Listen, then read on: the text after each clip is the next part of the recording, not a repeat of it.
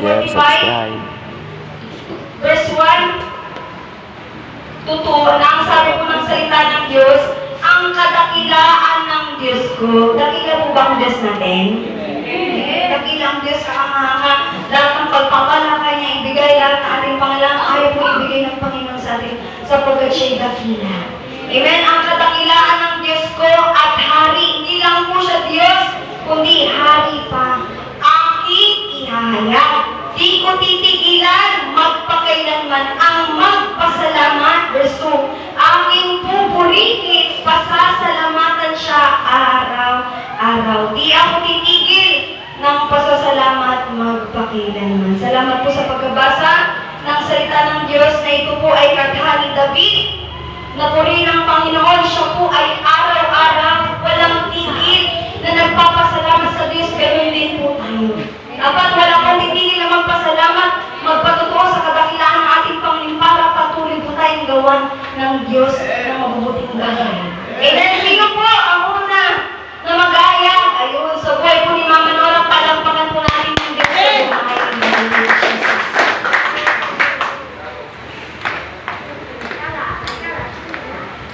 Good morning po sa ating lahat. God is good.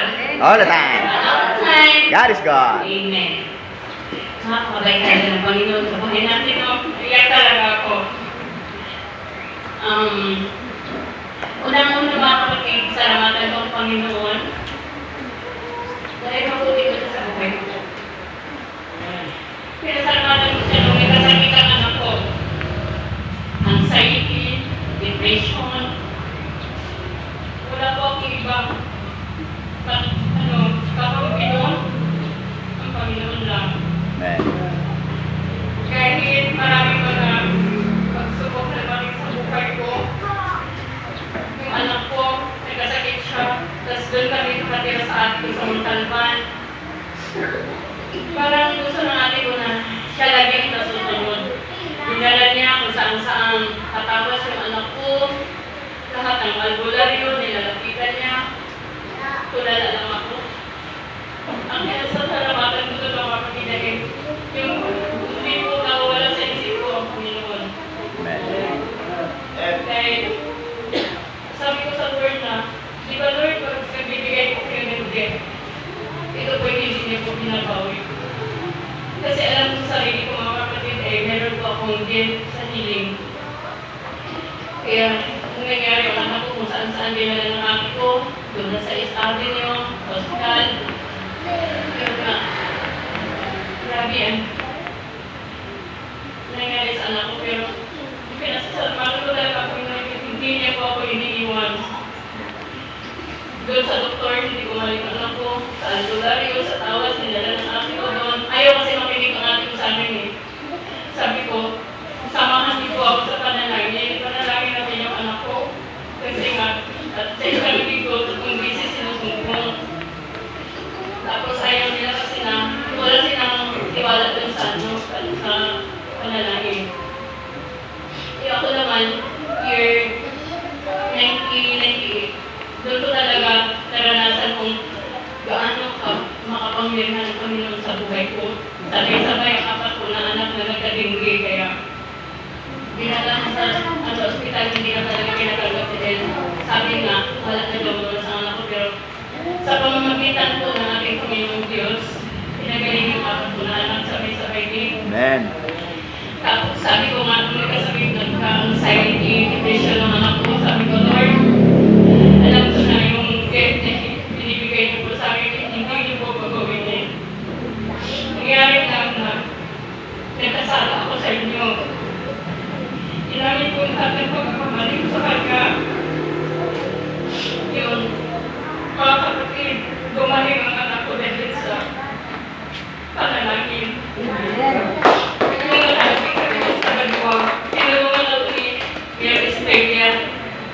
Sa CT scan niya at sa EEG niya sa halagang 11,000. Pero dun sa malaking tulong nila sa akin, hindi ko kumain ng anak ko doon. Sa panalangin ko talaga. Amen. Iniluhod ko po sa Panginoon ng anak ko. Kaya, pinasalamatan ko sa dahil nakamtan ko ng anak ko kung pinipili ko.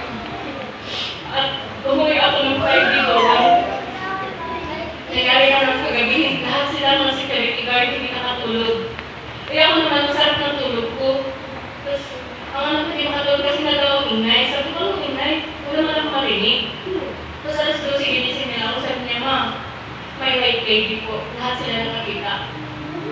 At sabi ko, inaintungan ako. Sabi ko, parang natakot din ako. Pero naramdam ko parang takot ako. Tapos yung buhok ko, gano'n. Tapos, meron kasi akong nung bata pa ako, Bisaya na kanta. Yung nahinduan ka ba sa dugo ni Jesus? Yun ang kinanta ko. Binuksan ko yung cellphone. Tapos nakikot ako doon, nag-review ako sa paligid kasi natakot sila lahat. Nung pagkanta ko, biglang pinapunan ng parang dito talaga yung sa hininga ko, parang hindi ako makahinga. Nag-review na naman ako, sabi ko in Jesus' name, ano ba to? Tapos tuloy-tuloy na ang kanta ko, hanggang sa nawala. Sabi ko naman sa kanila, huwag kayo matakot. Dapat isipin nyo na yung white lady na yun, siya ang matatakot sa atin, hindi tayo. Kaya hanggang ang stress na hindi pa rin sila makatulog, sabi ko sa anak ko, kasi na, hindi, bumalik ka nga sa panalangin, wala ka sa Panginoon ngayon. Tapos, hindi ka nagsisimba, pag mo gano'n. Kaya, nung dumating ako, ngayon nila nakita yung white lady na yun, kambal ko yun. Yun sabi ko sa kanila. Kaya huwag mo kayo matakot. Dapat siya matakot sa inyo. So, masalamat ako ang Panginoon dahil ng alas 3 na yun. Maganda na ang masarap ang tulog din ng anak ko hanggang sa maaga na kami nagising. Alas 6 na ata. Kasi gusto ko magising ako na umaga kasi nga hindi ako nakasali sa prayer and fasting. Tapos sabi ko dapat maaga ako ngayon makalagin sa church. Amen. Tapos alas 6 mag-alas 7 maglabas ko sa subdivision. Sabi ko, hindi na siguro ako makarapid. Alam mo, nagpabuti talaga ng Panginoon sa akin. Paglabas sa subdivision, naglakad ako. Hindi, biglang dumating na tricycle, mag-asawa. Kanina lang takbo nila. Sabi ko lang, ma'am, saan po kayo? Baliwag po, sa sakayan po ng kuya, sa sakayan papuntang Balagtas po. Ay, pupunta po kayo ng Balagtas, ma? Opo, kuya, sabi niya, sakayan mo kayo. Pupunta rin kami ng Santa Maria, ma. Hindi na rin kita doon. Ayos ah. Amen. Alam niyo po, habang nakasuko ako na sa wala talaga ako rin sa Panginoon. Hindi ko talaga sabi ko, Lord, nakapulit ko talaga sa buhay ko. Parang nasasamanan talaga sa Panginoon, di ba? Nakikita ko ngayon na simula lang bumalik ko sa Kanya. Ang dami talaga ginawa niya sa akin. Hindi, kasi dati yung buhay ko talaga, nakakasama ko. Kung makalilipan ako ng mga chismis, ganyan-ganyan, ako hindi talaga palalabasan mo yun. Pupuntahan talaga kita. Pero pinasasama ko sa Panginoon dahil ang hinihingi ko sa akin, sabi ko, Lord, ipagkaloob niya po sa akin. Kahit hindi man kumplito yung 9 fruits of the Holy Spirit, sabi ko, yun ang love, joy, peace, at saka, yung pang-apat yung self-control. Kasi nga po, hindi ko po makontrol yung sarili ko. Kung nagaling ako, galing talaga ako. Pero sa mga ko ngayon na yun. Kahit alam mo, marinig ko dyan, marinig ko dito. Wala, digma yan. Amen. Sabi ko, Lord, thank you talaga, Lord. Kung bang nakita ko sa sarili ngayon na, talaga andyan po ang Lord sa akin. Hindi na po niya ako pinamayakan. Nandun na sa akin. Pagdating ko dun sa subdivision, kasi lahat ng lumabas doon na mga trabahador, pagbabalik ka doon, ibabalik ka ng bus namin. Alam niyo po, mga kapatid, pagdating ko parang welcome ako po. Mas kayo engineer ko, ang buwan sila, nakita nila ako. Tapos ba, kasi lahat ng lumabas doon, nilabang eh. Kasi pag hindi ka na nagtrabaho doon, bawal ka na pumasok. Kaya ako welcome ako doon. Tapos yung mga yung mga kasama ko, nainggit naman sila kasi sabi ni boss, Nora, sama ka sa amin bukas sa linggo kasi nagkita kami Friday ng hapon. Sama ka sa amin ha, sharing tayo. Sabi ko, sorry po. May simba po kasi kami. Masasot talaga ako. Tapos si boss akin, sabi niya, ganun talaga Kaya mga kapatid, nangyari na, nagkam na ako. Sabi na talaga na, ibay talaga po yung sorry ko. Amen.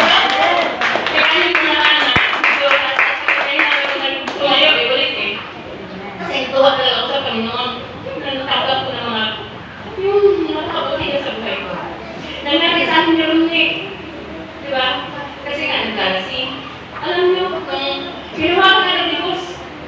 biglang andito si Nora. Ngayon, pinakausap sa akin. Nahingi ng story. So, pinatawag ko naman kasi nga, nandito tayo sa Panginoon. Ikaw na naman kasalanan sa akin. Sa akin na yung malaking kasalanan talaga. Jesus lang. Kaya sabi ko, huwag tayo makinig kay Maripis at kay Marisol. Dapat, sabi nga ni Pastora, gawin natin yung ginagawa ng Haring Daniel. 3 times a day, nananalangin. Kaya yun ang in-apply ko ngayon sa buhay ko eh. Gawin mo natin ako 3 times a day. Kasi nasa sita, hindi sa 3 times a day na yung ginagawa niya ako. Minang ko. Binibigay na pala ako na nagkanagalas ng bukas na mapakita ako sa buhay ko dati. Sabi ko, hindi mo talaga pwede. Kasi sabi ni Pastora, sa panahon natin ngayon, nasaka ko na tayo malapit ng gabi. Kaya sabi ko, Lord, ang saya talaga na magkikita ako sa iyo. Amen. Kaya, kung ano yung mga pagsubok sa paligid ko, mahalan sila. Basta ang akin sa Panginoon pa. Kaya salamat ko kayo sa buhay ni Pastora dahil lagi niya tayo tinuturuan. Pag inagay natin sa isip at sa ating puso talaga, Panginoon sa atin. Maraming salamat po. Masaya talaga ako. Amen.